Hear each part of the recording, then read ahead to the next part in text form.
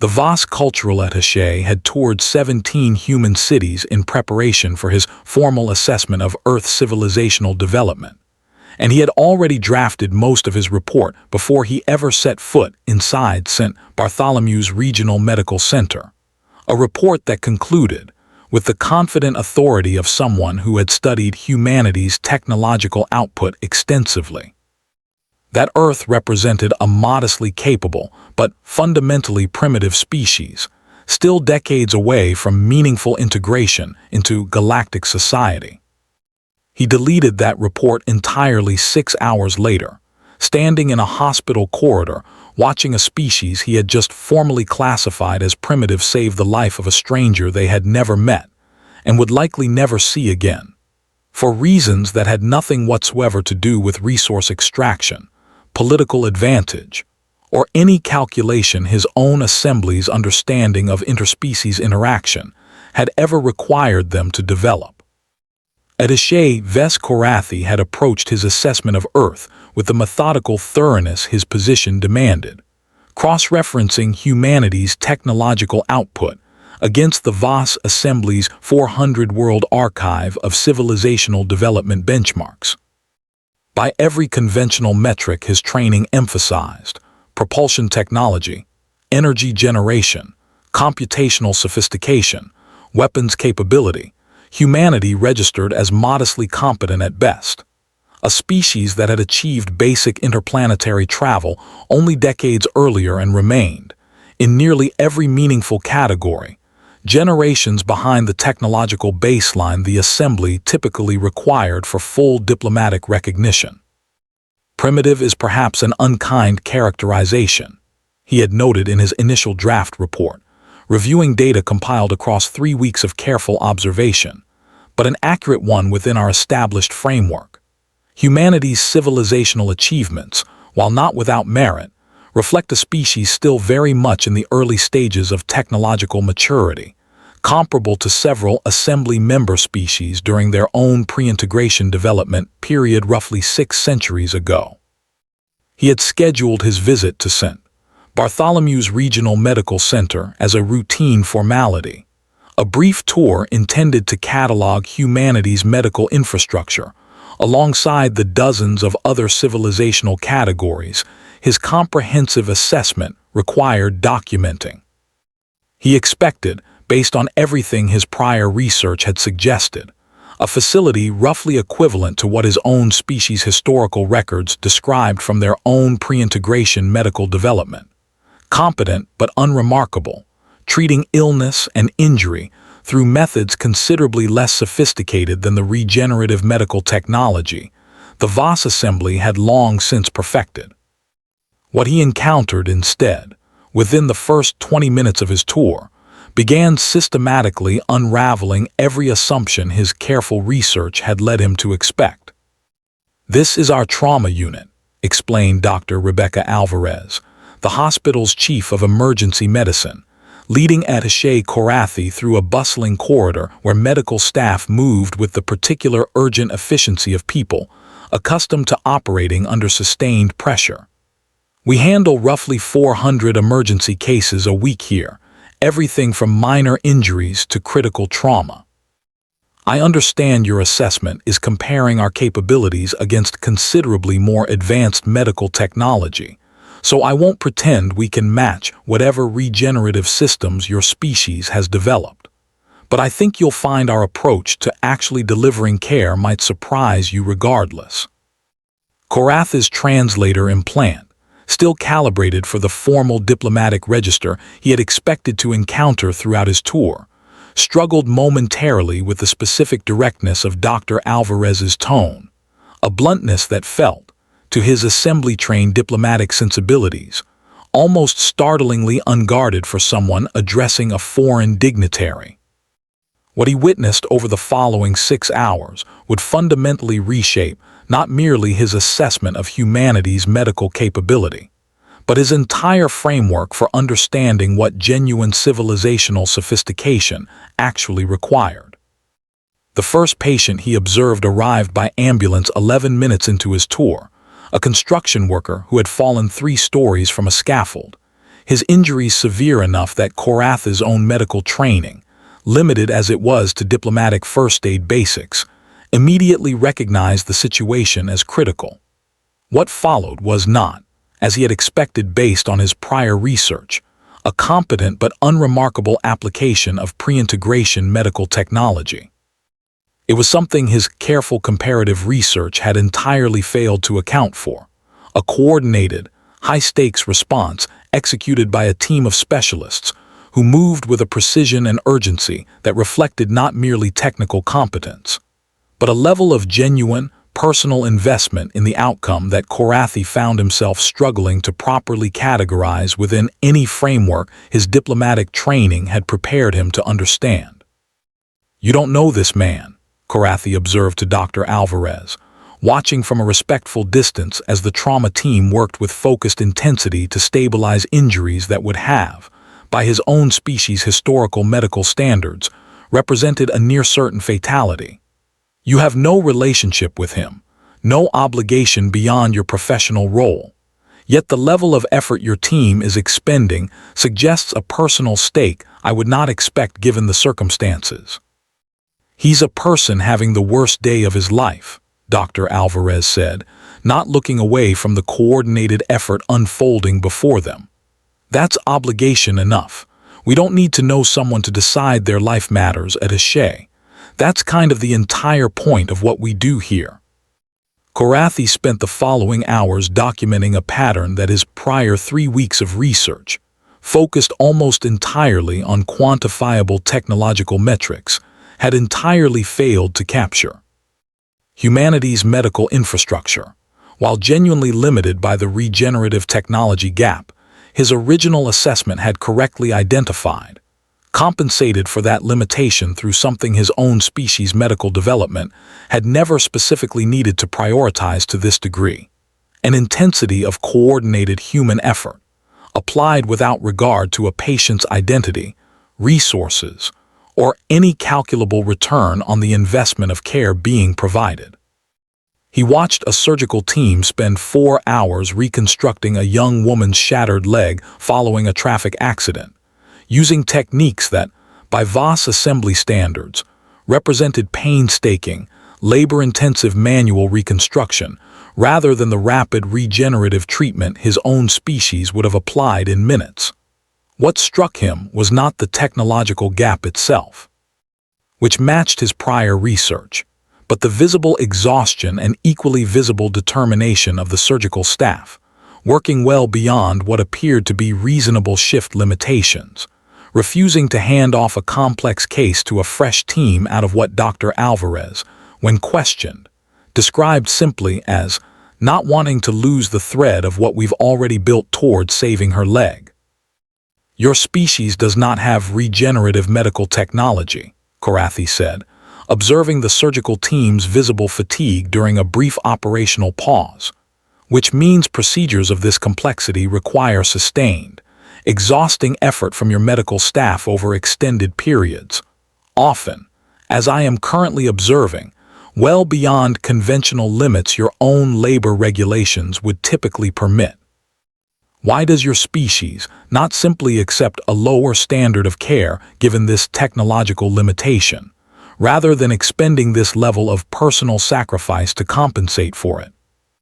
Dr. Alvarez considered the question with the particular weariness of someone who had clearly fielded some version of it before, from colleagues if not from alien diplomats. "Because the leg belongs to a 23-year-old woman who was walking home from her night shift when a drunk driver hit her," she said. "She didn't do anything to deserve losing that leg, and we happen to have the skill to prevent that, even if it takes longer and costs more of us than it probably should. I understand you're used to technology that makes this easier. We don't have that yet. So instead, we make up the difference with effort, because the alternative is telling her that her leg matters less than our convenience, and none of us are willing to say that to a patient's face." The pattern repeated throughout Koratha's extended tour, which had, by that point, stretched well beyond the brief formality he had originally scheduled. He observed a pediatric ward where staff maintained round-the-clock vigil over critically ill children, several of whom, According to medical files he was granted access to review, carried survival odds that his own species' considerably more advanced medical framework would have classified as insufficient to justify continued intensive intervention. Humanity's medical staff, he noted with mounting analytical interest, appeared to operate according to no such calculation whatsoever, treating even the most statistically unlikely survival cases with the same intensive, exhausting commitment they extended to patients with considerably more favorable prognoses. "This child," Korathi said, reviewing the file of a 4-year-old undergoing treatment for a condition his own medical training recognized as carrying extremely poor survival statistics, even accounting for humanity's technological limitations, represents what my own species' medical resource allocation framework would classify as a low-priority case, given the statistical unlikelihood of a positive outcome relative to the resources required for continued treatment. Yet your staff appears to be dedicating resources considerably disproportionate to her statistical survival probability. I am attempting to understand the calculation behind this allocation." "There isn't a calculation," said Dr. Amit Kapoor, the pediatric oncologist overseeing the child's treatment, his tone carrying a controlled edge that suggested Korathi's clinical framing had touched something considerably more personal than the attaché had intended. "Her name is Lily. She's 4 years old.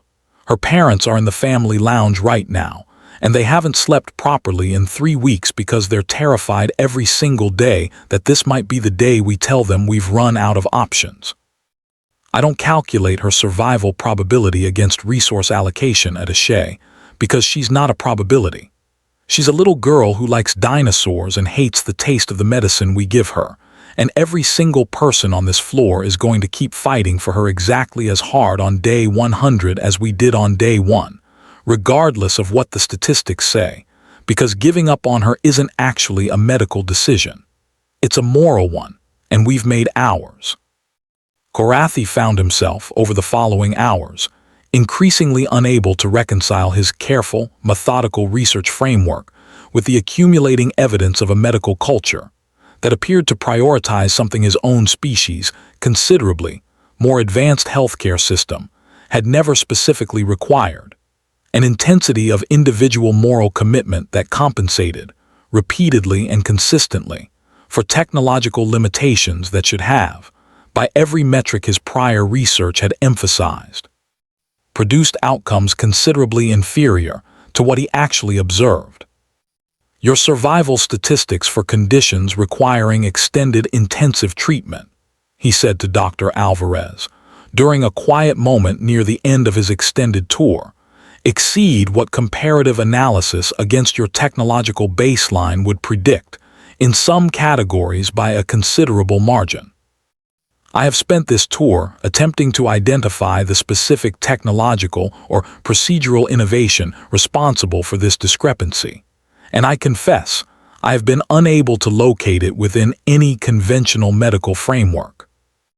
"That's because it's not really a technological innovation," Dr. Alvarez said. "I think what you're actually measuring, attaché, is that we've never really had the luxury of solving problems purely through technology, so we learn to solve them through sheer stubborn refusal to give up on people instead. You've got regenerative medicine that makes most of what we do here look primitive by comparison. Fine, I believe you. But you're watching what happens when a species doesn't have that option and decides the answer isn't accepting worse outcomes. It's just working considerably harder, for considerably longer, with considerably less sleep, to get the same result anyway. That's not technology. That's just refusing to let the absence of technology become an excuse for giving up on people who need us." Attaché Ves Korathi returned to his quarters that evening and spent considerable time attempting to reconcile his original assessment, painstakingly researched across 3 weeks of methodical technological comparison, against 6 hours of direct observation that had systematically dismantled nearly every conclusion that research had produced. His formal report, submitted to the VAS Assembly Council 2 weeks later, represented a substantial revision of his original findings, one that generated considerable internal debate within the Assembly's Cultural Assessment Division regarding the appropriate framework for evaluating civilizational sophistication going forward. My initial assessment concluded that humanity's technological limitations, particularly regarding medical and regenerative capability, place them within a developmental category our assembly typically associates with pre-integration civilizations still centuries removed from meaningful advancement, Korathi wrote. I have since concluded that this assessment, while technically accurate regarding raw technological metrics, fundamentally mischaracterized what those metrics actually measure. Humanity has not failed to develop regenerative medical technology due to any deficiency in scientific capability.